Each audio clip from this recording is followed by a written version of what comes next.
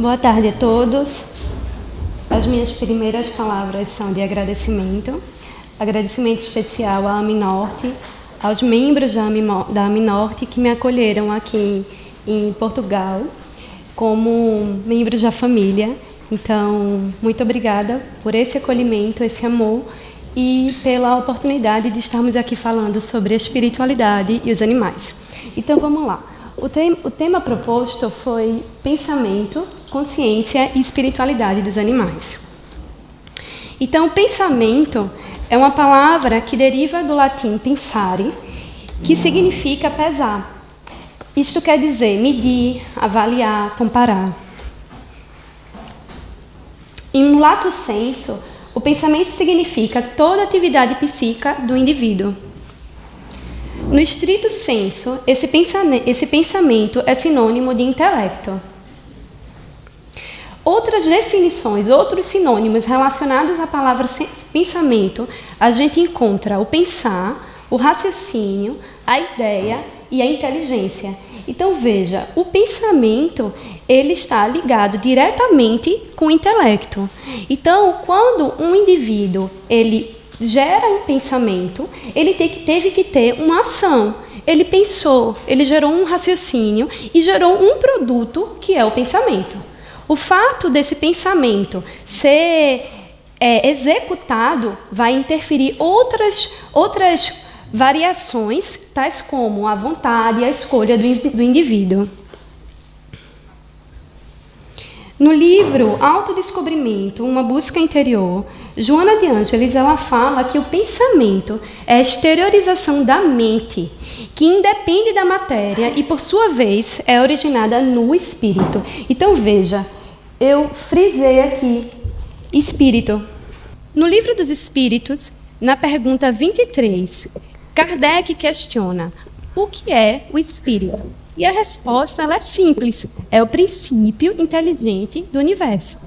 Então, todo ser que desenvolve uma ação inteligente, ele é um espírito. O pensamento é a forma de expressão do espírito. E aí a gente vai entrar nos animais. Será que esses animais são inteligentes? Será que esses animais têm raciocínio? Vamos lá. No dia 31 de outubro, em 2016, houve uma divulgação de uma matéria na revista super interessante. Essa revista é uma revista brasileira em que diversos cientistas foram questionados e foram abordados sobre a inteligência dos animais. E aí eu estou trazendo alguns estudos para vocês falando sobre essa inteligência. Então, o pesquisador Colin Brown, ele juntou em um tanque peixes arco-íris australianos. E ele pegou esses animais, treinou esses animais, para que esses animais saíssem desse tanque. Na quinta tentativa, esses animais conseguiram sair do tanque. 11 meses depois, esse mesmo pesquisador pegou esses animais, colocou novamente no tanque, e esses animais saíram na primeira vez. E aí ele percebeu que esses animais tinham memória. Uma outra pesquisa é sobre a cadela Sofia.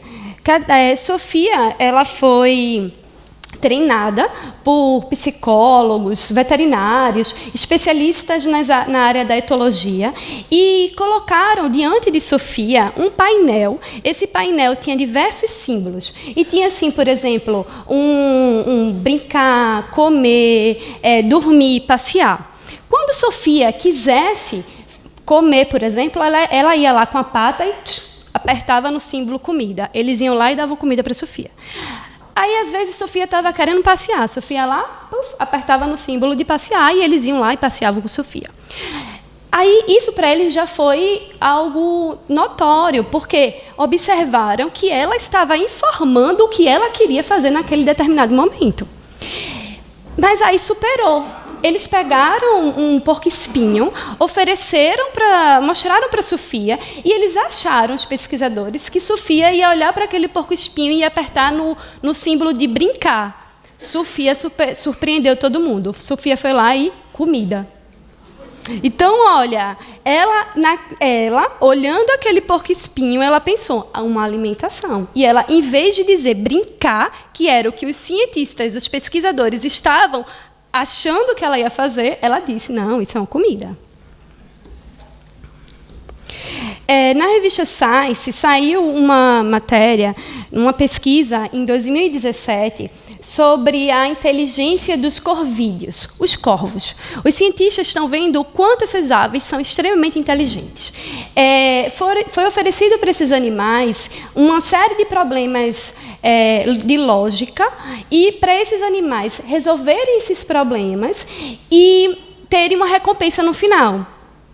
Então, esses animais foram submetidos a esses problemas de lógicas e conseguiram atingir o objetivo final, que era adquirir a recompensa. Os cientistas foram mais adiante. Eles ofereceram ferramentas para esses animais, para eles conseguirem resolver esses problemas de lógicas mais complexos que foram oferecidos, e esses animais conseguiram resolver esses problemas para adquirir a recompensa que os cientistas estavam oferecendo. Sendo que esses cientistas foram ainda mais além. Eles ofereceram para esses animais uma comida, um petisco, algo que eles adorassem. Ofereceram instrumentos que era condizente com brinquedos para eles e ofereceram ferramentas. E ofereceram o problema de lógica, e lá no final daquele problema de lógica tinha uma recompensa melhor. O que é que os cientistas pensaram? Eles vão querer o brinquedo, eles vão querer a comida agora.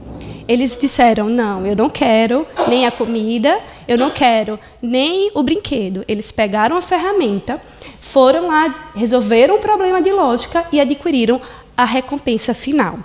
Então, isso foi algo que chamou muita atenção dos pesquisadores, já que esse comportamento de renunciar a algo por outro, até então, apenas os símios, no caso, os chimpanzés, os orangotangos, e nós, seres humanos, tínhamos.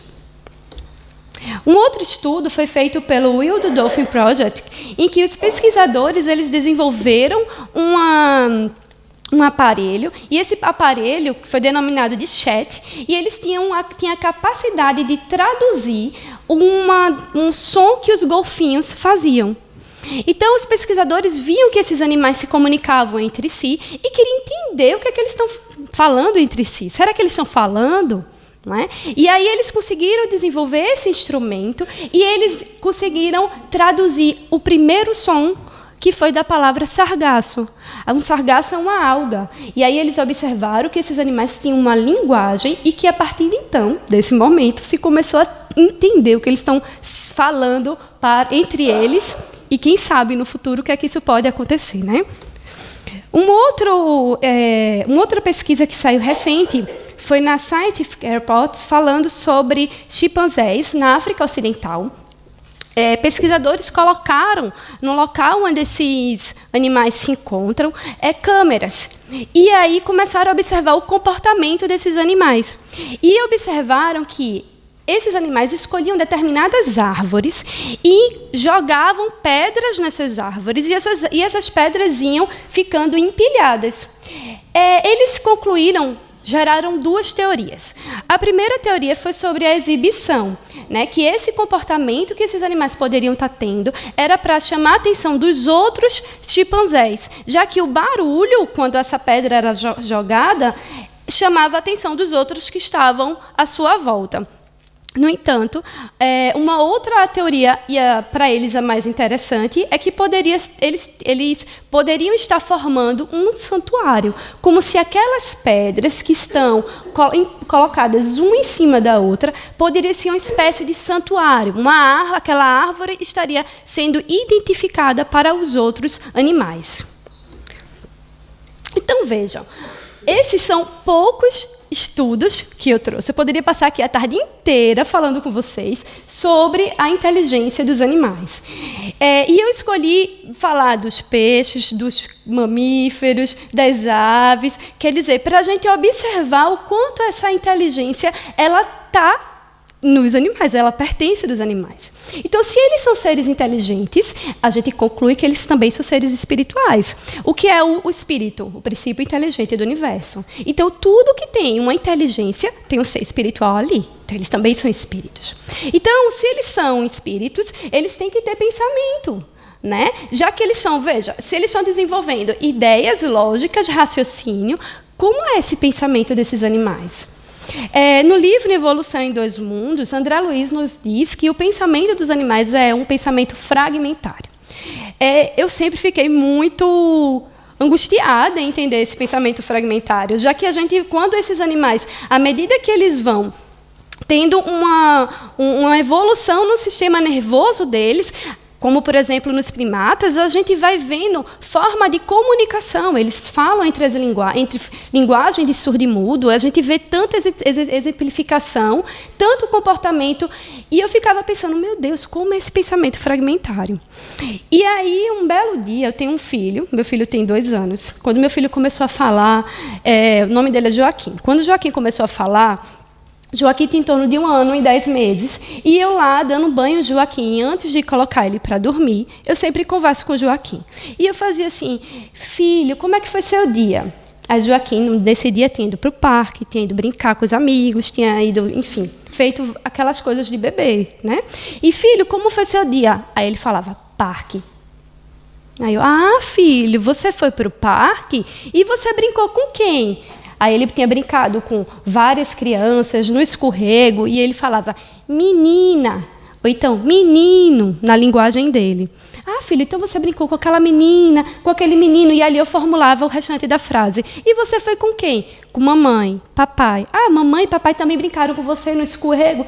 Então, veja, ele falava palavras soltas, para mim solta, já que eu estou formulando uma frase, mas para ele estava se expressando, ele estava contando como tinha sido o dia dele. O fato dele não ter formulado uma frase toda, o fato dele não ter formulado uma ideia complexa, está dizendo que ele não é um espírito para mim? Não, ele apenas está numa condição ainda fisiológica, do sistema nervoso dele ainda, que não está em evolução suficiente para que ele possa se expressar como eu, por exemplo, uma adulta. Mas ele estava lá se expressando. Então, quando ele falava para mim essas frases soltas, eu entendi.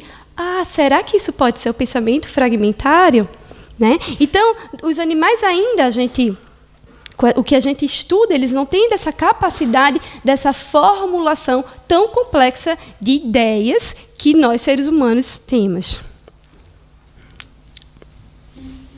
No entanto, a ciência já nos mostra que os animais eles têm comportamentos de luto, né? Então, os animais eles sofrem. Os animais eles têm a capacidade de desenvolver instrumentos para a resolução de alguma problemática deles. Os animais eles se auto-identificam, né? Então, eles têm compreensão de quando eles estão se olhando no espelho, como, por exemplo, o caso do golfinho, eles se auto-reconhecem, né? Os chimpanzés também. Então, em 7 de julho de 2012, um conjunto de cientistas, neurocientistas, neurofisiologistas, se reuniram e divulgaram a Declaração de Cambridge, que estava diretamente relacionado com a consciência desses animais. E ela fala assim, a ausência de um neocórtex não parece impedir que um organismo experimente estados afetivos. Evidências convergentes indicam que os animais não humanos têm os substratos neuroatômicos, anatômicos, neuroquímicos e neurofisiológicos de estados de consciência, juntamente com a capacidade de exibir comportamentos intencionais. Consequentemente, o peso das evidências indica que os humanos não são os únicos a possuir um substrato neurológicos que geram a consciência.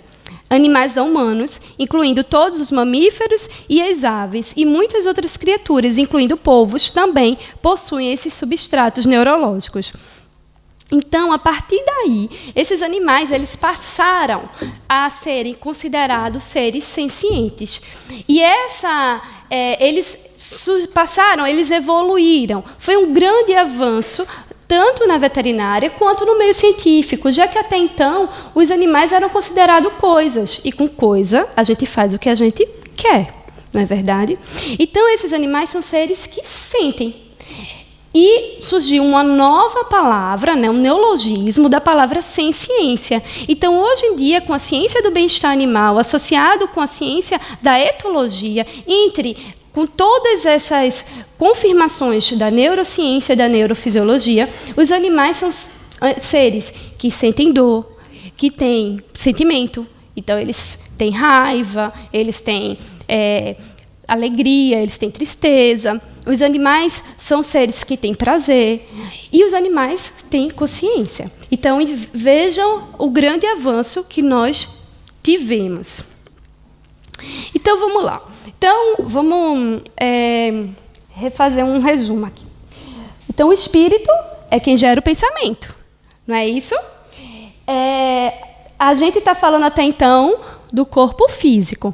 Não é? Então, estamos falando da inteligência, estamos falando dos exemplos dos sentimentos, sendo que a doutora Alice ela já me ajudou com a explanação dela. Então, eu, como pesquisadora da espiritualidade dos animais, eu sempre pensava, bem, eles têm que ter um corpo espiritual.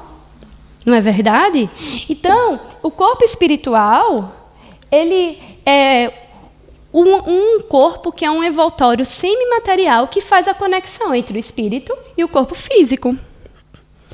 No livro da Gênese, no capítulo 1, item 39, a gente encontra, esse invólucro é inseparável da alma.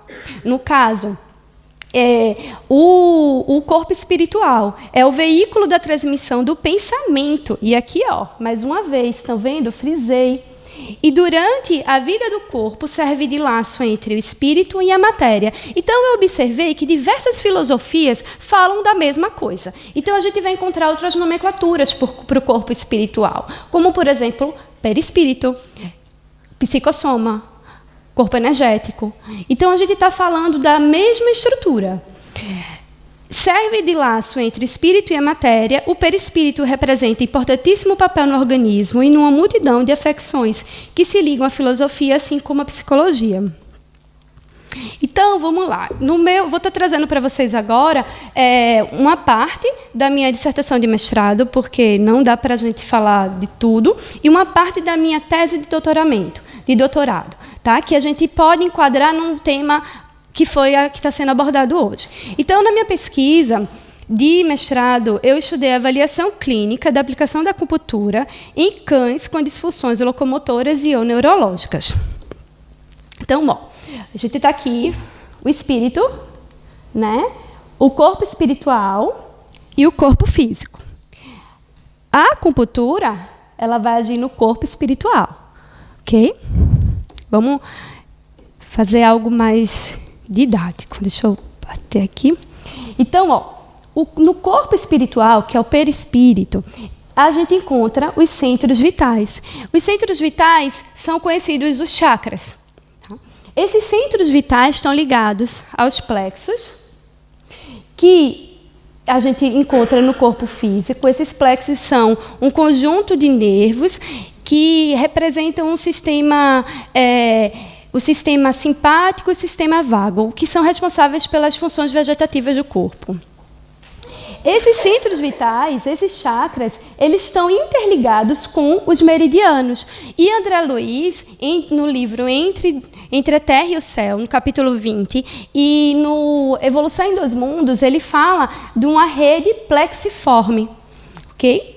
Então, esses meridianos, eles são canais de energia. Então, são essa energia vital que a doutora Alice já estava falando anteriormente aqui. Então, quando eu fui fazer essa pesquisa, o que é que eu pensei? Bem, então esses animais são seres espirituais, esses animais têm energia vital, e eu posso, através da acupuntura, tratar esses animais e, quem sabe, ter alguma resposta. Qual é a diferença? Como foi orientado essa pesquisa? Inicialmente, foi baseada sobre os aspectos filosóficos da acupuntura que estão associados e intimamente associados, como a homeopatia, ao espiritismo, e foi preconizando a individualidade do paciente. Então, aqueles cães que vieram até a mim, eles eram seres integrais para mim.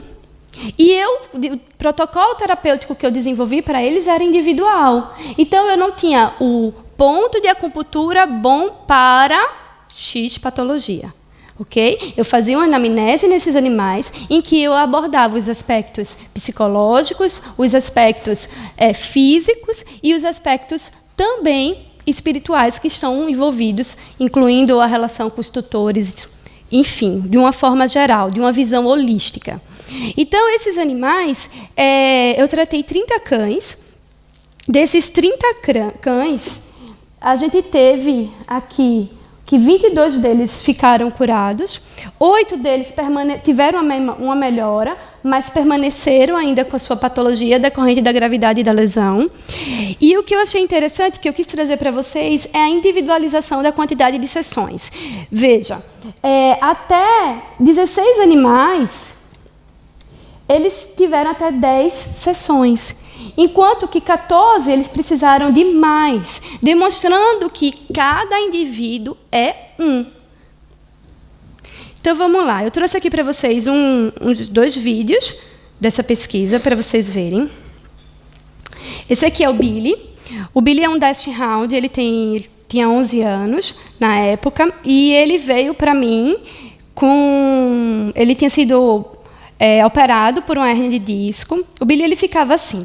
Esse chão que vocês estão vendo é um chão extremamente liso. É um chão do Hospital Veterinário da Universidade Federal Rural de Pernambuco, onde eu fiz toda a minha área acadêmica. E é um chão que dificulta esses animais a se locomoverem. Aqui é na 6ª sessão, né? Aqui a tutora está apenas suspendendo ele pela cauda, ele não está sentindo dor, tanto que vocês vão ver, ele vai dar uma corridinha, porque ele vai ficar muito animado, porque ele está cheirando, ele está passeando. E esse chão é mais áspero, já ajuda. Olha ele correndo. Está vendo? Já assim, querendo correr.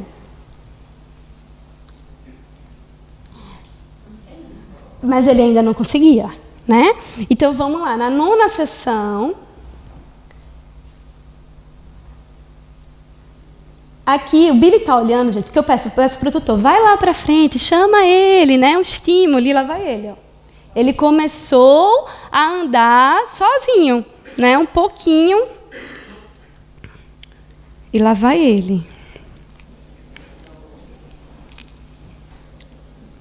Na 11ª sessão.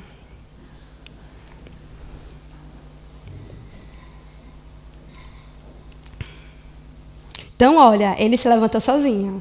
E olha só, no chão liso, né, que eu falei para vocês. Aqui na 14ª sessão, ele recebeu alta. Lá vai ele feliz, pulando. Né? Esse aqui é o Black. O Black é um animal sem raça definida. E o Black ele teve sinomose. Olha, sinomose é uma doença que atinge diversas estruturas, diversos sistemas do organismo e que normalmente atinge a parte neurológica. Há uns 10 anos atrás, normalmente esses animais eram indicados para a eutanásia. Então, após o tratamento integrativo com a acupuntura, esses animais começaram a ter novas perspectivas de vida, né? Então, o Black ele só fazia isso, esse movimento. Na 7ª sessão, o Black já começou a se levantar naquele chão, naquele piso escorregadio.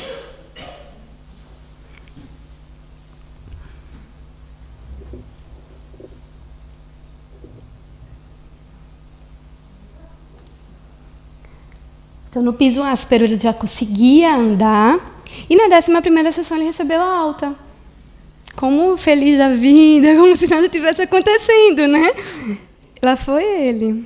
Então, eu vou tirar por causa do meu tempo aqui, que já me falaram que só tenho mais 10 minutos. Então, vamos lá. Ah, tá bem. Tá, 20, ganhei mais 10. Obrigada. Então, vamos lá. Na minha tese de doutorado, de doutoramento, eu tive a oportunidade de aprofundar esses estudos. Então, eu pesquisei a utilização da acupuntura e da Euphorbia tirucale. A Euphorbia tirucale, ela é uma planta conhecida popularmente como aveloz. E eu utilizei essas duas formas terapêuticas para tratamento em camundongos, né, albinos suíços, inoculados com carcinoma de Ehrlich. Então, o carcinoma de Ehrlich, ele é um câncer, é um carcinoma extremamente agressivo, utilizado como modelo experimental, que tem como comparativo tanto o câncer de mama na cadela, quanto na gata, quanto na mulher. Ok? Então, vamos lá. Nesse trabalho, eu tive 5 grupos. Então, o grupo 1 foi o controle negativo. Então, os animais só receberam soro fisiológico. O grupo 2, eles receberam uma substância padrão, que foi a cisplatina, que é um quimioterápico. O grupo 3, eles receberam um pré-tratamento com acupuntura, mais a planta, a fitoterapia, o aveloz. O grupo 4, eles receberam apenas a acupuntura. E o grupo 5, eles receberam simultaneamente a acupuntura e o aveloz. O grupo 3, esses animais, eles passaram, todos eles, por um período de adaptação por 15 dias. E com 8 dias de adaptação, o grupo 3, ele recebeu um pré-tratamento. Eles receberam os mesmos pontos de acupuntura que os outros animais iriam receber, sendo que eles receberam antes, previamente. Por quê? Porque a acupuntura, ela preconiza a prevenção. Então, quanto mais a energia vital, a energia que estiver circulando nesses meridianos, nessa rede plexiforme, estiver equilibrada, mais saúde o meu paciente vai ter, né? Nós vamos ter, ok? Então, vamos lá, olha só que interessante. Aqui, essa imagem, essa tabela, está relacionada com o peso dos alimentos diário. Então, olha, os animais que receberam a quimioterapia, eles se alimentaram mais do que todos os outros grupos, inclusive o grupo controle negativo. No entanto, eles foram o que tiveram um menor ganho de peso, em comparação com os animais que receberam pré-tratamento com acupuntura e os que receberam a acupuntura e o aveloz, eles tiveram um ganho de peso quando comparado ao grupo controle negativo e ao grupo controle positivo. Em relação ao comportamento desses animais, os animais do grupo G1, que é o controle negativo, eles tiveram sintomas similares ao G2, que é o que recebeu a cisplatina, sendo que esses sintomas foi menos intenso. O grupo G2, que foram os animais que receberam quimioterápico, eles tiveram uma intensa prostração, uma apatia, uma piloração, além de pelos sem brilho. Os animais que tiveram pré-tratamento com acupuntura foram aqueles que receberam acupuntura antes de ser inoculado às células do carcinoma de Ehrlich. Eles tiveram uma diminuição na agressividade durante o período de pré-tratamento e eles ficaram mais dispostos. E os animais que eram do grupo G4 e G5, os que receberam apenas a acupuntura e os que receberam a acupuntura e o aveloz, eles mantiveram o comportamento natural da espécie e ficaram mais dispostos. Em relação aos aspectos imunológicos, e aí eu trouxe apenas o leucograma, os animais que receberam um pré-tratamento, eles demonstraram um aumento da imunidade quando comparado a todos os outros grupos. Os que receberam apenas as cisplatinas, eles tiveram uma neutropenia, eles tiveram uma leucopenia, quando comparado ao grupo controle negativo, e os que receberam também a acupuntura e o aveloz, e apenas a acupuntura também tiveram um aumento de imunidade. Então, vamos lá, olha só. Então, o que é que a gente está falando? Então, a gente está vendo que existe alguma coisa aí, né? Esses animais, eles não são apenas a matéria física. Okay? Então, a gente já sabe que esses animais são seres inteligentes, a gente já sabe que esses animais eles têm algum pensamento, não é? Eles formulam alguma ideia, que esses animais eles têm um corpo espiritual. Então, a gente está trazendo aqui, mostrando com vídeos, trazendo dados científicos que isso ele existe, ele é real. Então, a gente precisa refletir. O que é que a gente faz com esses animais ainda, como sociedade, como seres humanos? A gente ainda utiliza esses animais de alimentação, né? E já com a diversidade de outras informações e outras opções tão gostosas quanto. A gente utiliza esses animais no entretenimento. Então, o que é que a gente faz com esses animais? Ainda se diverte assistindo tourada, a gente se diverte assistindo, por exemplo, lá no Brasil é muito comum vaquejada, muito comum, enfim, animais de circo. Né? Então, a gente ainda se compraz com isso.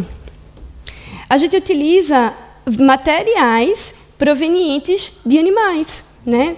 Quanto que não, atualmente, pelas tecnologias, a gente não precisa mais. Okay? Então, a gente tem opções de substituir. A gente continua tendo tráfico de animais. E aí eu trago um parêntese aqui. Só tem tráfico porque tem alguém que consuma. Se não tem ninguém que consuma aquilo ali, não vai ter tráfico. E maus tratos de uma forma geral. Então, abandono, violência física, enfim. Então, por que a gente ainda faz isso? Porque a gente ainda está nessa visão egocêntrica. Né? Então, a gente tem essa compreensão de que ainda o ser humano está acima das outras espécies. E, na verdade, aqui a gente ainda vê a questão do homem, até a mulher está aqui embaixo. Né? A gente não está nem do lado. Okay? Mas é essa visão ainda que a nossa sociedade vive. Okay? Tanto que existe tanto movimento relacionado ao feminismo, enfim. Tá? E o que a gente precisa modificar para uma visão eco? Que não existe um ser vivo melhor que o outro. Que, na verdade, existe uma integração em que todos nós fazemos parte de um sistema e que estamos aqui para um acolher o outro, um amparar o outro. E todos nós juntos crescermos como os espíritos eternos que somos.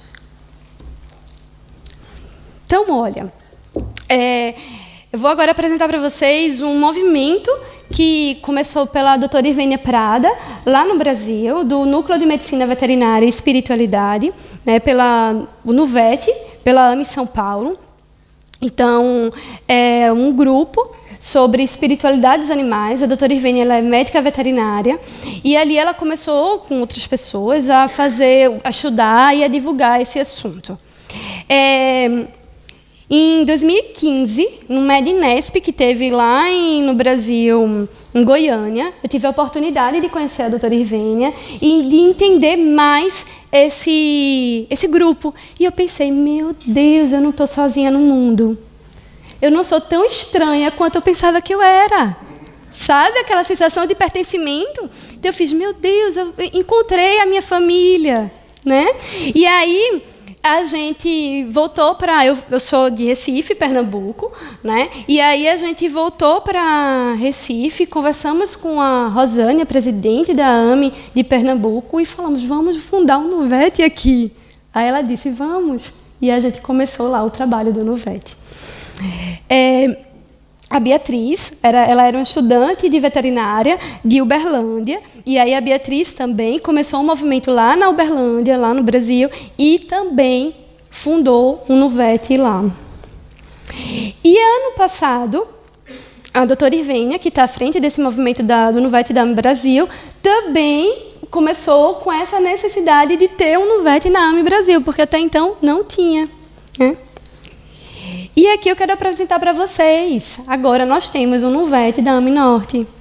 Então, a gente, recentemente, em agosto, junto com a Paula, a presidente da AME, junto com outros amigos, o Marcelo, o Márcio, a Gláucia, a gente se reuniu e fundamos um NUVET, o Núcleo de Medicina Veterinária e Espiritualidade da AME Norte, o primeiro núcleo de medicina veterinária internacional. Então, aqui é o nosso logo. Não está lindo? Né? Emocionante, para mim é muito emocionante. Então, observe, não existe o melhor, o pior, mas não. Somos uma rede integrada de amor. Somos uma rede holística, em que todos estamos interligados, em que todos estamos nos ajudando e que todos estamos aprendendo e crescendo juntos. Francisco de Assis, no livro Miramês, tem uma história dele falando de Francisco de Assis e o lobo. Quem ainda não leu, eu sugiro, porque é extremamente... E quem gosta de animal vai se emocionar muito. Okay?